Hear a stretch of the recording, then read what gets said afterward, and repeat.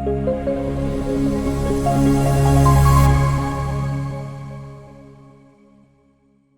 Friends, welcome to Shriram IAS. आज इस one day one PYQ series में हम लोग इथिक्स के क्वेश्चन को डिस्कस करने वाले हैं। दोस्तों, आप जानते हो कि इस सीरीज में हम लोग डेली एक क्वेश्चन को लेकर आते हैं, उस क्वेश्चन को समझते हैं, उस क्वेश्चन की रिक्वायरमेंट को समझते हैं और यूपीएससी मेंस में उसका आंसर किस तरह से लिखा जा सकता है उसके बारे में डिस्कशन करते हैं और एक मॉडल आंसर पर अराइव करने की कोशिश करते हैं। तो दोस्तों, आज के इस सेशन में हम लोग ऐसे ही एक पीवाईक्यू को डिस्कस करेंगे जो 2024 की मेंस में हमें पूछा गया था और उस क्वेश्चन के जो पॉसिबल आंसर्स हो सकते हैं या उस क्वेश्चन का जो भी डिस्कशन पार्ट है उसे समझेंगे। अब किसी भी क्वेश्चन को डील करते वक्त, उसे टैकल करते वक्त सबसे इंपॉर्टेंट प्रोसेस जो होती है वो होती है क्वेश्चन को अच्छे से समझना। अगर क्वेश्चन हमें करेक्टली समझ में आ गया तो हम लोग उसका प्रॉपर आंसर लिख सकते हैं, with in a context answer लिख सकते हैं।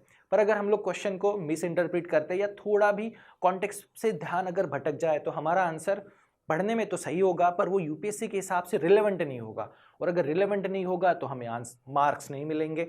तो दोस्तों, क्वेश्चन को पढ़ना ज़रूरी होता है, उसको समझना हमें ज़रूरी है। उसके साथ ही क्वेश्चन में कुछ कॉन्टेक्स्ट भी दिया होता है, स्टेटमेंट्स होते हैं, उनके हिसाब से कॉन्टेक्स्ट को डिसाइड करना होता है।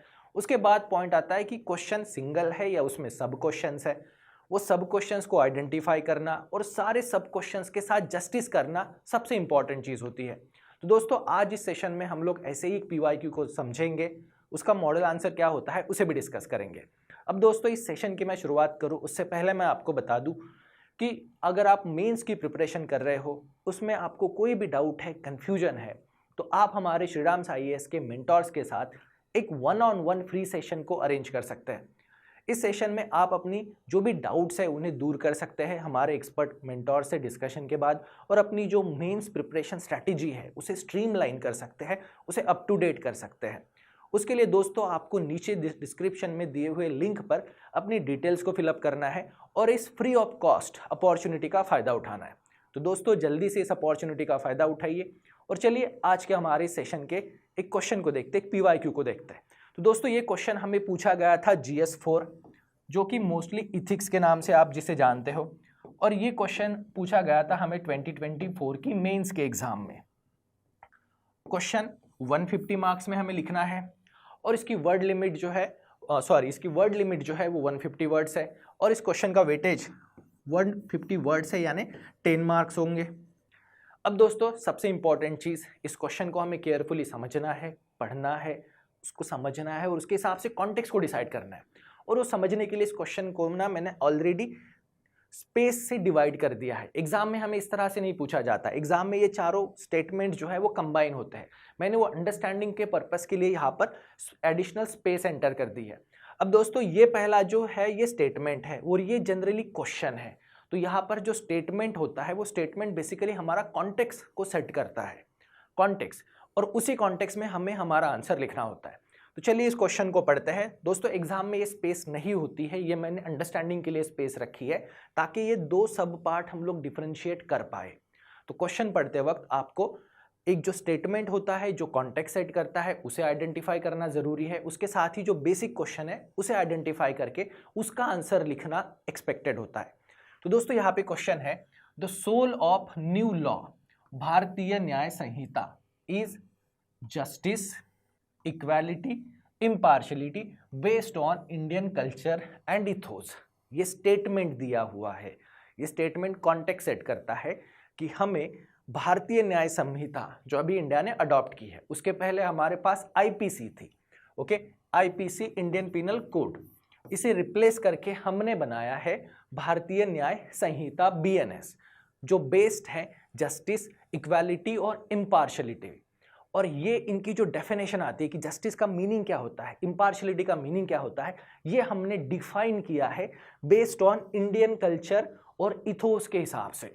अब इंडियन कल्चरल वैल्यूज के हिसाब से जस्टिस का मीनिंग क्या होता है, इंडियन कल्चर हिसाब से, और जो हमारे इथिक्स है उसके हिसाब से इम्पार्शलिटी, इक्वालिटी, इनका मीनिंग क्या होता है, उसके हिसाब से हमने एक नया लॉ बनाया है, एक नई जुडिशियल लीगल सिस्टम हमने बनाई है।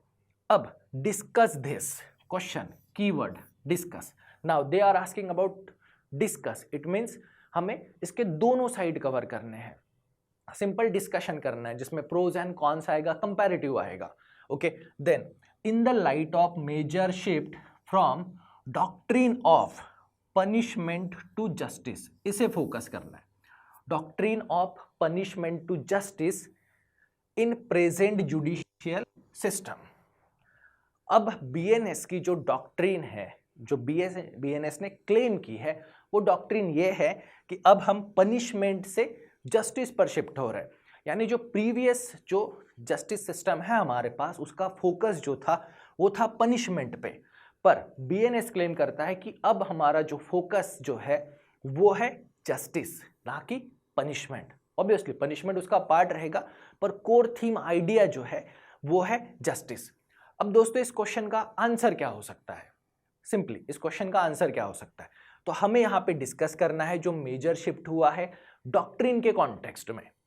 और डॉक्ट्रिन क्या है कि जो बीएनएस है वो इंडियन कल्चर और इथोस के हिसाब से है, तो थोड़ा कंपैरेटिवली हमें यहाँ पे लिखना है, और कॉन्टेक्स्ट जो है वो हमेशा इंडियन कल्चर और इथोस के हिसाब से होना चाहिए।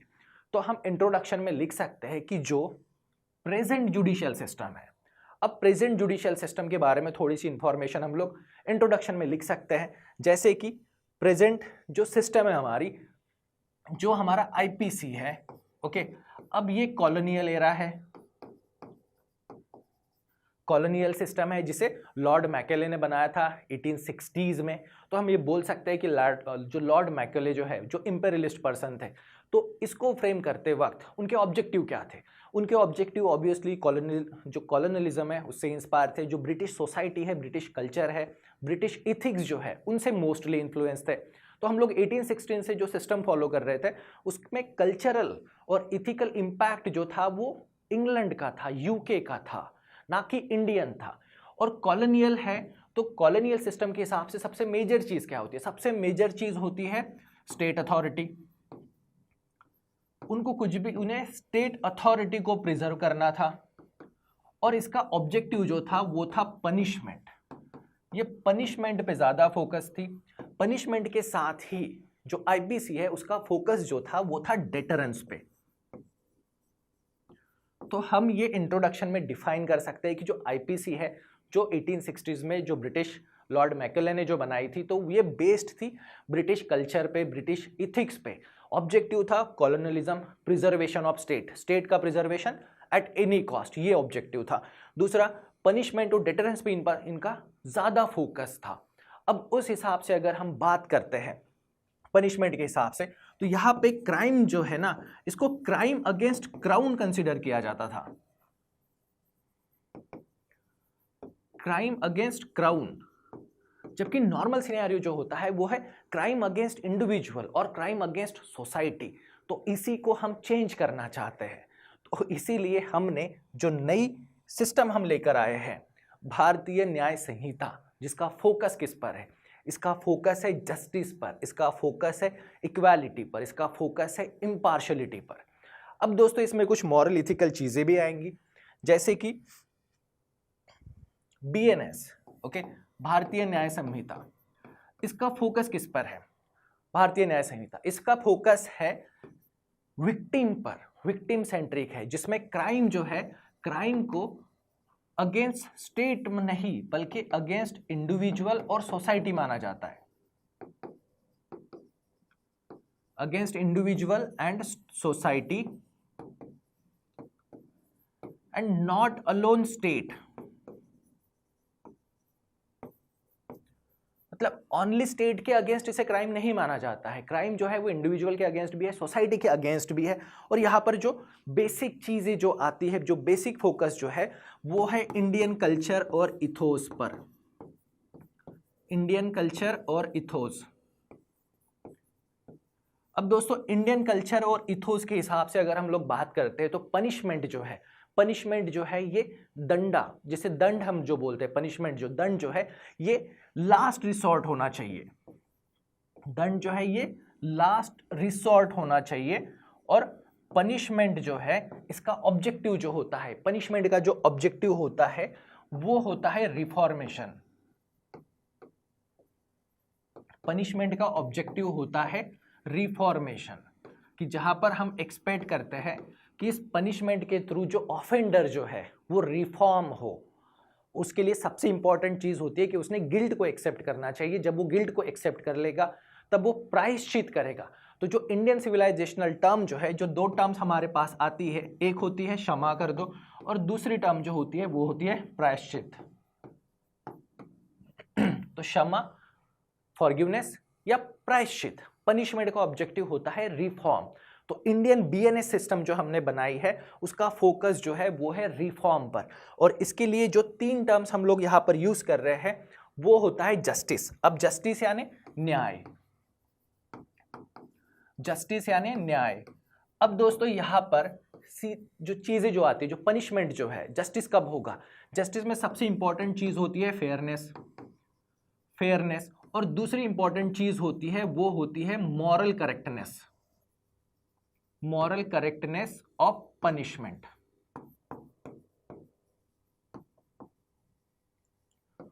मॉरल करेक्टनेस ऑफ पनिशमेंट कि जो भी आप उस पर्सन को जो पनिश कर रहे हो, जो पनिशमेंट जो हम दे रहे हैं वो फेयर होनी चाहिए और वो मॉरल करेक्टनेस होनी चाहिए। मॉरल करेक्टनेस ऑफ पनिशमेंट की जो पनिशमेंट आप दे रहे हो वो जस्टिफाई होनी चाहिए, वो जो हार्म जो उस ऑफेंडर ने कॉज किया है उसकी ग्रेविटी के हिसाब से होनी चाहिए, उसे हम न्याय कहते हैं।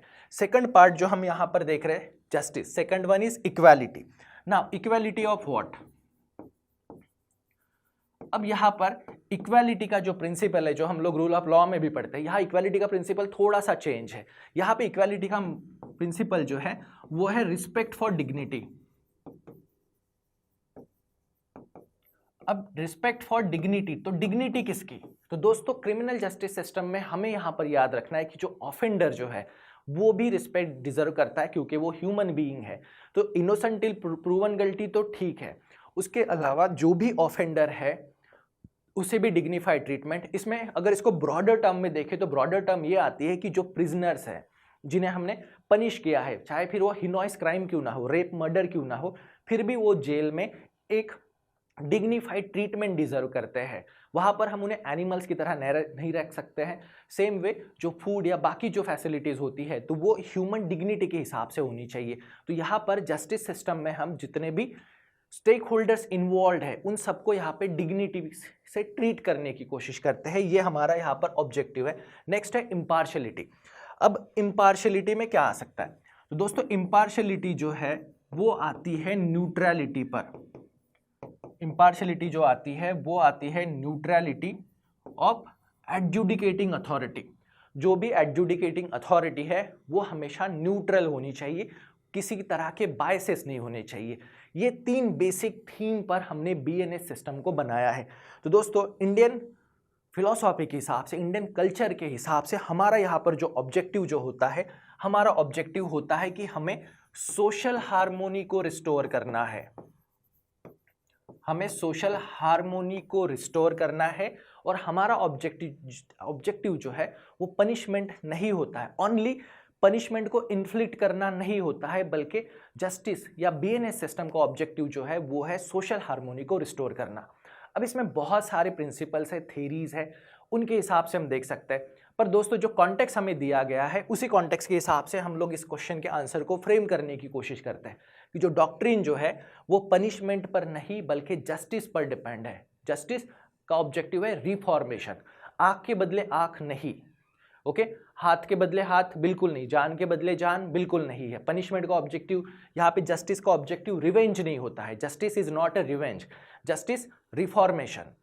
अब इंडियन डॉक्ट्रिन के हिसाब से अगर हम लोग इन चीज़ों को और डिटेल में देखना चाहे तो हमारा पहला ऑब्जेक्टिव जो आता है यहाँ पर वो है कि ये विक्टिम सेंट्रिक सिस्टम है। ओके, विक्टिम सेंट्रिक सिस्टम है जिसमें जो विक्टिम सेंट्रिक सिस्टम जिसमें जो विक्टिम के राइट्स है, सर्टन राइट्स एक विक्टिम को होने चाहिए, जिसमें सबसे पहला जो आता है वो कंपनसेशन है, कंपनसेशन। दूसरा, विक्टिम को प्रोटेक्शन होना चाहिए, विक्टिम को कंपनसेशन होना चाहिए, प्रोटेक्शन होना चाहिए, और विक्टिम का पार्टिसिपेशन जरूरी है। विक्टिम का पार्टिसिपेशन इस पूरे सिस्टम में हमें जरूरी है।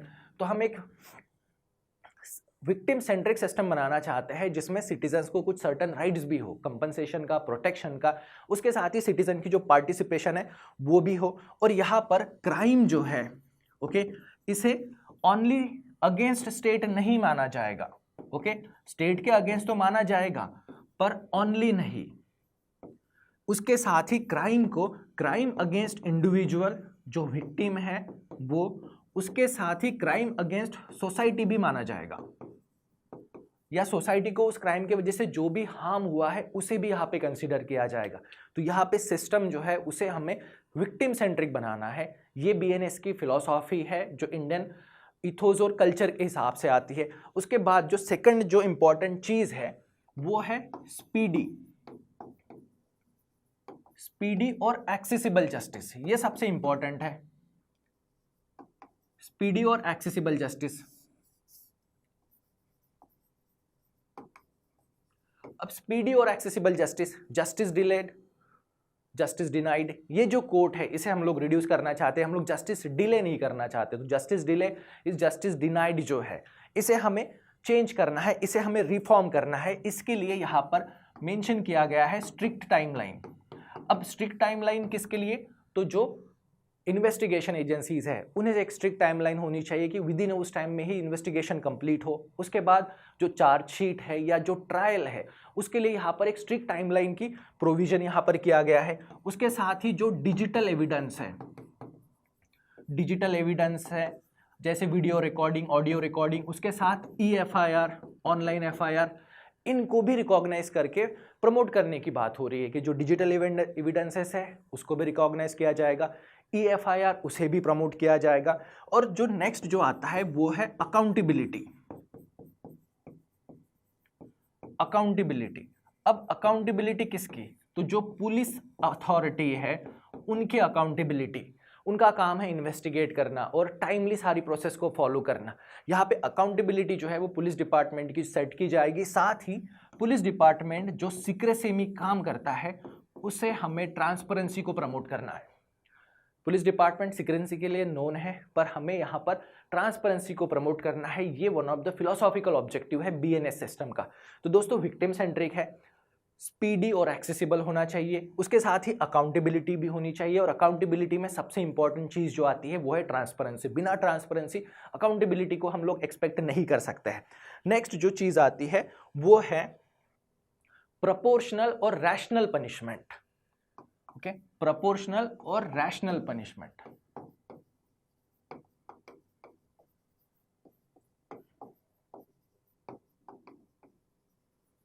प्रोपोर्शनल और रैशनल पनिशमेंट, जो पनिशमेंट जो दी जाएगी उसमें सबसे इंपॉर्टेंट चीज जो होगी वो होगी ग्रेविटी ऑफ हार्म, कि वो जो हार्म हुआ है विक्टिम को, इंडिविजुअल को, उसकी ग्रेविटी के हिसाब से। फिर सेकंड होगा ग्रेविटी हार्म जो है वो इंडिविजुअल को भी और सोसाइटी को भी, इंडिविजुअल के साथ सोसाइटी को भी जो हार्म हुआ है उसके हिसाब से।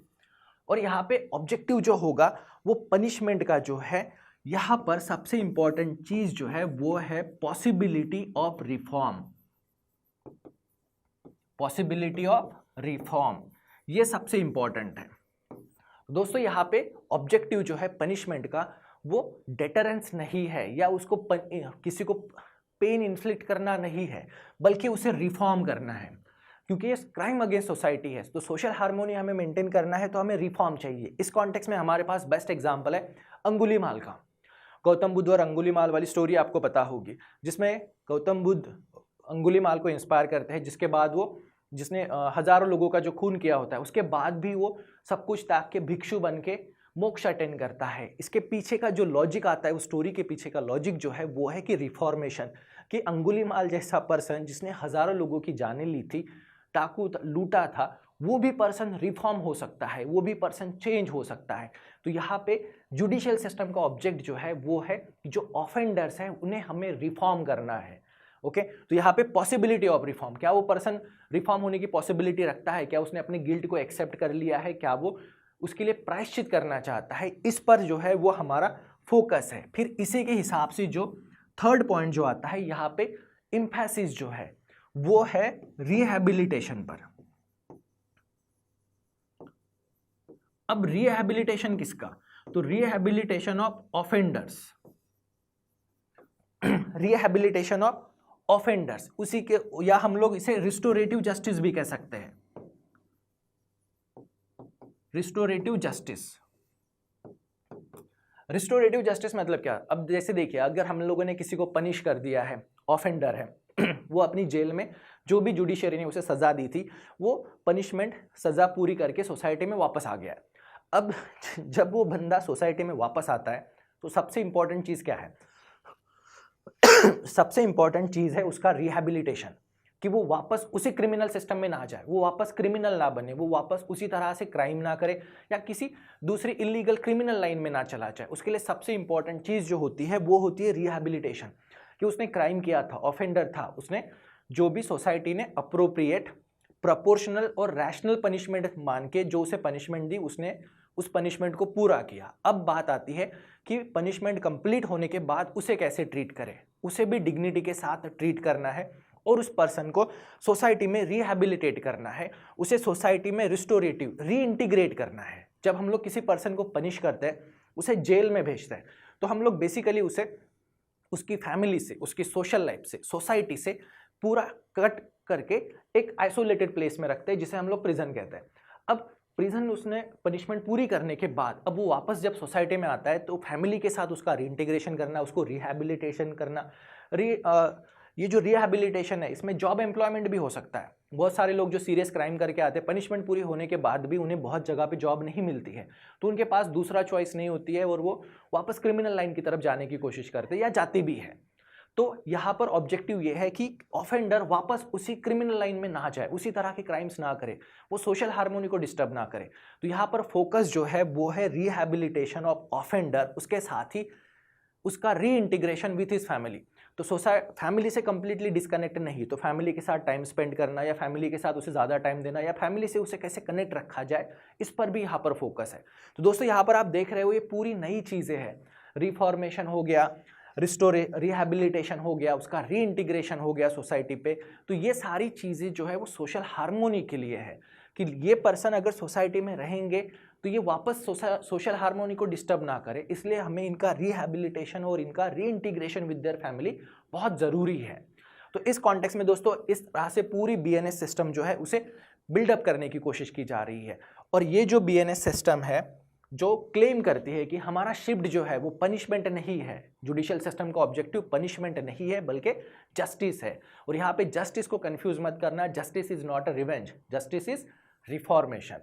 अब इसके पीछे जो हमारे कल्चरल इथोस है, जिनको मोस्टली यहाँ पे प्रेफरेंस दिया गया है, जो इंडियन कल्चरल या फिलोसॉफिकल प्रैक्टिसेस है, उनमें जो मोस्ट फेमस जो है जिनको हम लोग बोल सकते हैं, तो उनमें से एक जो है वो है धर्मशास्त्र। धर्मशास्त्र में हमें क्या सिखाया जाता है? धर्मशास्त्र, तो धर्मशास्त्र की बेसिक चीज जो है, बेसिक टीचिंग जो है वो है कि जस्टिस इज मॉरल ड्यूटी, कि जस्टिस तो करना है, ये हमारी मॉरल ड्यूटी है। जस्टिस, अगर सोसाइटी में कोई भी क्राइम हुआ है तो उसके लिए जस्टिस करना मॉरल ड्यूटी है। कोई भी अनपनिश्ड नहीं रहना चाहिए, पनिशमेंट होनी चाहिए, प्रोपोर्शनेट होनी चाहिए, फेयरनेस के साथ होनी चाहिए। तो धर्मशास्त्र जो हमें ड्यूटी बाउंड करता है कि भाई जस्टिस ये मॉरल ड्यूटी है, तो सोसाइटी में जस्टिस होना ही चाहिए। सेकंड जो इंपॉर्टेंट चीज है वो है कौटिल्याज अर्थशास्त्र।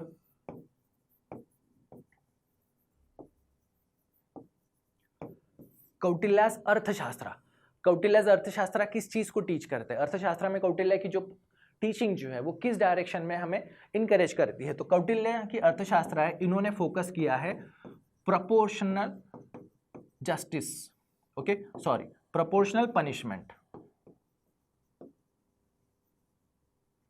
कि पनिशमेंट जो है वो प्रोपोर्शनेट होनी चाहिए, क्राइम की ग्रेविटी के हिसाब से होनी चाहिए। एक्सट्रीम पनिशमेंट या बहुत कम पनिशमेंट ये हार्मफुल होती है, तो पनिशमेंट जो है वो हमेशा प्रोपोर्शनल होनी चाहिए according to the gravity of the crime और ग्रेविटी ऑफ द हार्म और impact of the society, harm to the society, उसके हिसाब से ये जो है वो प्रोपोर्शनेट। सेकंड इंपॉर्टेंट थिंग जो कौटिल्य अर्थशास्त्र में बताते हैं वो है स्टेट रिस्पॉन्सिबिलिटी, कि इसके लिए रिस्पॉन्सिबल कौन है, जस्टिस सिस्टम इन्फोर्स करने की रिस्पॉन्सिबिलिटी किसकी है? तो वो स्टेट की है। तो स्टेट की प्राइम रिस्पॉन्सिबिलिटी है कि सोसाइटी में जस्टिस हो, ये स्टेट की रिस्पॉन्सिबिलिटी है। और justice moral is a moral duty, किसकी मॉरल ड्यूटी? स्टेट की मॉरल ड्यूटी है। और उसके साथ ही पनिशमेंट जो है वो जस्टिस जो है वो हमेशा प्रोपोर्शनल होना चाहिए, ग्रेविटी के हिसाब से होना चाहिए। फिर उसके बाद अगर थर्ड मेजर चीज़ की अगर हम लोग बात करते हैं इंडियन कल्चर के हिसाब से, तो वो है गांधीयन थॉट्स। अब गांधीयन थॉट्स जो है, गांधीयन फिलॉसफी को अगर हम लोग पढ़े वो समझे, तो गांधीयन फिलॉसफी और गांधीयन थॉट्स जो है वो हमेशा रिकाउंसिलिएशन पर ज्यादा फोकस करते हैं, कॉन्फ्लिक्ट अवॉइडेंस पर ज्यादा फोकस करते हैं। और गांधीयन फिलॉसफी जो आती है वो ज्यादातर फोकस करती है ट्रांसफॉर्मेशन,